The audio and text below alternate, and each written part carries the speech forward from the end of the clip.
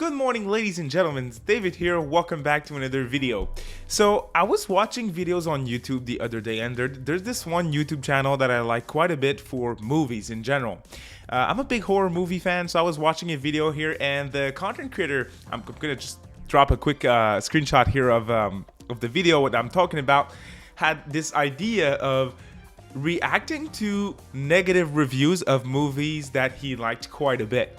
And I figured this would be very interesting because most games in terms of Atlus, there's a lot of controversial opinions for their games out there, both from the media, critics, but also from gamers like you and I. And I wanted today to look at games that I like a lot by Atlus getting bad reviews. So I picked a few reviews. I did not read them in detail. I read them extremely quick to try and figure out which ones I wanted to get. I have a mix of critic reviews, a mix of user reviews. Those are taken from Metacritic, and it's gonna be very interesting. Now, if you're new to the channel, if you want more content on anything in terms of Atlus, SMT, Persona, and more, make sure to subscribe, ring that notification bell, as we're trying to get 20,000 subscribers before the end of the year if it's possible. That would be really awesome. Drop a quick thumbs up as well if you like the video. It is a big help. But without any further ado, let's start with a game that I like quite a bit. So let me move a little bit here so I can put the comment here on screen. Alright, so this first one here is for a little game that maybe you heard of it. It's called Catherine. This review is from a user on Metacritic called Wolfmother. And what's interesting is this review dropped in October of 2011, so right after the game dropped. This is a review for PS3. The score that Wolfmother gave the game is 0. And here's what they had to say here. Very underwhelming. You cannot deny the fact that this game lacks variety. This game was made by the people who made Persona, so it's only fair that I attempt to compare it a little. And now right there, that's, I assume for all the games that I picked, and there's one Persona game, the rest is other Atlus title. I assume we're gonna hear about Persona through the whole thing because it's Atlus's most popular IP. Is it fair to compare Catherine to Persona? I mean, they're saying yeah, but in my mind, not at all, because it's a totally different game, like different genre, different team, different gameplay. It's extremely different. Okay, let's see what they have to say else. The only place that you can interact with is the bar. Other than that, it's just the puzzles. In Persona, you can move in all different areas of the town. When I heard it was a puzzle game, I assumed there would be several different puzzles, not the same way, one over and over again. Personally, I hate games with alternate endings, and this one has 8. It's just a cheap way to give the illusion of a long game, which it was not. Right, so obviously Catherine is a very short game versus Persona, and this person did not like that specifically. I don't hear this comment about endings, like too many endings being lazy development. That's like interesting. It's an interesting take. I see where they're coming from. Personally, I like it because I think it adds replay value. And in terms of Atlus specifically, the endings are like very different from one another for most of their games. I'm thinking about Strange Journey right now, and Strange Journey has so many endings, and like I like most of them, even the Redux new endings. So interesting stuff here. It was fairly short. The concept and story are okay. But once again, compared to the story of the Persona series, it's just okay. This would have been a good game maybe if it was released for the PS2 or PSP, but for a huge console like the PS3, we expect a little more from the people who gave us Persona 3 and Persona 4. Now, I'm trying to think in their mind of someone in 2011, and I get it. I kind of get it. Like, you have your brand new HD system, you cannot wait for Atlus to drop the next big thing, whether it's a new SMT game in HD or a new Persona game in HD, and you get a new spin-off, which is a puzzle game. So I get it. I get the anger. It's just funny to look back on this because Catherine is a beloved game that most people like, myself included. It's top 5 Atlus games for me, and it is for a lot of people. So it's just very interesting to look at. The block puzzles don't get boring, but they also don't get fun either. It simply isn't addictive and has not much of replay value. I can only guess the bright side of this is the ability to fight with your friends, but even that comes with some restrictions. You need to achieve certain things to go online. Bottom line is, this game lacks variety. Persona was very long and had a big amount amount of variety. It was too underwhelming. Nothing about it is grand. Everything was short. Story, characters, gameplay, etc. I'm not saying it's a bad game, but for its time, it's not good enough. I feel like this person went a little hard with their score because they don't dislike it, they don't like everything from it, but it's not a special game. So to me, that's more like a 6 out of 10, right? Then if you think it's everything's okay, an okay game is a 6, not a 0 in my mind. But it's an interesting review. Obviously, they're kind of going at the characters and the story, and oh, that's so strong in Catherine that whenever I read this, I'm like, come on, man. But they're comparing it to Persona. And again, of course, Persona are huge role-playing games with extremely long story and a ton of character development. So again, in my mind, I'll go versus this person and say I don't think it's a fair comparison. But very interesting review here from Wolfmother. Now, we talked about Persona quite a bit here, so why not jump into a Persona 4 Golden review? This one comes from Raptor X3, so once again a user review here, and they gave it a 5 out of 10. Average story with great voice acting, ruined by 90 hours of pointless grinding. This one is interesting. Now, this one is, I should say, very interesting because it's a Vita user review from 2021. So maybe this person is trying Persona for the first time here. We don't know, we don't have context, but I don't remember having to grind in Persona 4, and I played Persona 4 very early in my RPG career. So right now, like, I kind of have minimum skills. Back then, not so much, and I don't remember struggling with it. You guys drop a comment and let me know what you think, but average story for Persona 4? Great voice acting, but the voice acting is ruined by grinding? It's an interesting review. It really, really is. Now, let me know what you think, guys. Very interesting one here. Now, let's look at a critic review here for a second, because I think that's interesting. We're gonna look at a game that I like, but this one I wanted to be on the list because it's how should I say it? It's a game that not everyone likes in terms of Atlus. And this review here comes from Hardcore Gamer, and we're talking about Tokyo Mirage Sessions Sharp FE, the Wii U version. Hardcore Gamer here had to say, if anything, this game is promising gateway to many future projects, but to consider this a successful blend between the franchises wouldn't be true. Now, obviously, they're talking here about SMT, Shin Megami Tensei, Cross FE, Fire Emblem. So I have to give him points. I mean, it's fair. It is a fair comment here.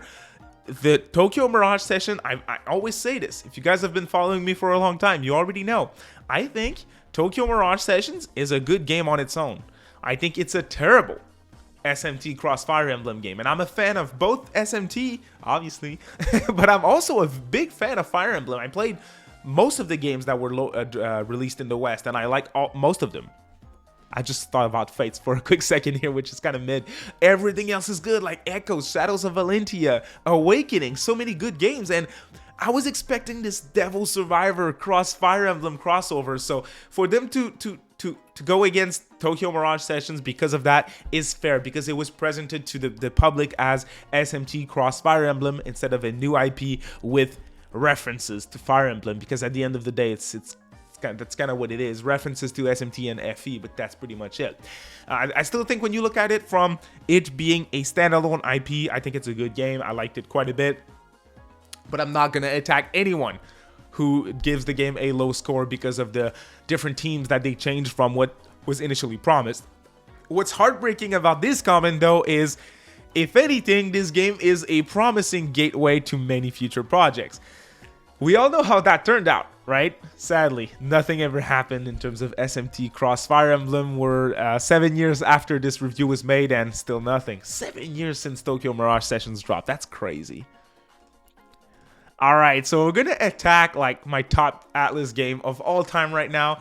And we're going to look at a Shin Megami Tensei 4 review. This one hurts a little bit because I just read the first line of the review, and it hurts. It hurts. It's a user review from Trey82 from 2020. This person gave the game a 0 out of 10 for SMT4. Here's what the comment had to say. This game is garbage. The graphics looks nice until you get into a battle. The monster sprites are DS tier. Yeah. Yeah, I guess. But at the same time, why are you playing a 3DS game in 2020 for graphics? Strange, a little bit. But again, I get it. The gameplay's terrible, and it gets worse. Slow, ponderous. I'm not sure what that means. The story is pure Atlus. The story's terrible. This is interesting. I wonder what they're a fan of. I really do, because I think the gameplay is terrible. I think the gameplay is at the SMT4 is I'm biased. My biased opinion is it's perfect. My unbiased opinion is it's extremely good. That's what I'll say. Same thing for story. I think the story in 4 is absolutely amazing, especially with how they're developing their characters. From you start from the bottom, and you know what happens in SMT4, right? Stop lying. Good lord, people are trying to find something good to play, and you Atlus apologists are just lapping up everything they throw out there, and the rest of us are scratching our heads and wondering why you think a game that is literally unplayable. Play the game without saves coming or turning the difficulty down? No? Then it's unplayable. Again, that's that. I feel like this person, I'm gonna keep going, right? But for now, I think this person played the game, reached a certain point. We all know which point they reached, and they struggled. It was too hard for them, and they dropped it, and they're frustrated. That's probably what happened. But maybe I might be wrong, but that's what I'm thinking, because SMT4 is not a hard game. It's not that hard. It has a decent difficulty spike at the beginning, but come on, I play other RPG, right? I'm playing Atelier Riser right now. It's kind of like same difficulty, right? The Trails of series, it's harder than your mainstream stuff like Final Fantasy, for example, the recent games. I know the older ones tend to be a little harder, but it's on the same level as Fire Emblem and things of that nature. So it's typical RPG stuff, right? I can hear the Reddit subs collectively whine about it. I played it on mega brutal difficulty and it was easy. And I get that. Those people are... The game on mega difficulty or whatever the hardest difficulty is isn't easy. It's not. On normal, I don't think it's unplayable though, as they're saying. Far from it. Just buff and debuff and exploit weakness. Duh. You should know full well that this demon that looks like a puddle is weak to electric and piercing. Duh. I get it. I get it. If you're new to the series and like dying in the first 5 minutes, this game is for you. Yeah, you guys, I'm pretty confident about my idea that this person struggled a little bit, and I feel like they were enjoying it, but because they got wrecked so hard, they're mad, and mad cause bad. What do you want me to say? If you grind until you don't die every battle, the bosses will tell you how much a waste of time this game is. Grinding 2 hours in normal, sane games, you get equal to or OP to the normal mobs. Grinding 4 hours in SMT4, you still have to babysit your group every single battle. Normal attacks are a lie. You have to exploit the weakness every time. The AI is awful. They pair you up with an AI basically set to whack on the enemy no matter what. The missions are terrible. The confirmation after everything is terrible. I can't fully tell you how much you need to avoid this game. I'm sure the audio portion is good. At least they're giving it the music. Come on, man. Come on. Like most SMT Persona types, but I don't play the 3D loud enough to enjoy that part. Okay. Or play longer than it needs to hit a game over. I refuse to save scum broken games. I really feel like this person did not like the game because of the difficulty. Because if you read between the lines, you kind of see that they wanted to like it, but they couldn't because it was too rough. That's what I'm getting. This review specifically is very, very funny. I think it's interesting. And again, I get it. I do. Those games are not easy to get into for someone who has like no experience with role-playing games or little experience from role-playing games. So it's very interesting stuff here for SMT4. The last review here is the most recent review from the list. It's another review from a user. This game I like quite a bit. It's a game from Vanillaware called 13 Sentinels Aegis Rim. This is a PlayStation review from Bit. They gave the game a 0 out of 10, and they say, I quit it after 10 hours. It's just not interesting. Better play a real JRPG. What's interesting is that 13 Sentinels isn't an RPG, or at least to me it's not. It's kind of like in a 2D side-scrolling adventure game. You play it in like visual novel sequences. You talk to characters. There's mini puzzles when you play the story, and in terms of gameplay, the combat is an RTS combat system, like a tower defense RTS style, you know? So if you want to play an RPG, you were expecting an RPG, I get why you're disappointed, because it's not. Visuals are good, and some of the soundtracks too, but like I said, the story is boring as fuck. Older Persona games are better than this trash here. Once again, unfair comparison here with Persona. I feel like people are seeing the publisher being Atlus, and they're like, hey, this has to be Persona 5, right? Again, can you blame them? They probably bought it because it was cheap and they saw Atlus. The last game that they played from Atlus is Persona. So, yeah, I get it. But doesn't mean the game's bad. It's just not what you were looking for. I hope you guys liked this quick video. It turned out to be a little longer than I thought it would, but that was really interesting. We looked at 13 Sentinels, Catherine, Persona 4 Golden, SMT4, and Tokyo Mirage Sessions. The content creator that I talked about before made a video which was a little different. It was reacting to positive reviews of movies they hate. I could do the same thing for Atlus. I could react to positive reviews of Atlus games I dislike, because there's some games, there really are. So if you guys are interested, show this video some love, share it around with your friends, drop a thumbs up, and let me know what you thought of these reviews here in the comment. If I'm doing a new video, hey, I'll probably do one if this video does decently, if you guys like it. So feel free to send me reviews that you think I should look like, I should look at for sure, by just DM me on Twitter or DM me on Discord with the link of a specific positive review of a game that I don't like that much from Atlus, and maybe we'll take a look at them. Have a great day, y'all, and a great upcoming weekend. Bye.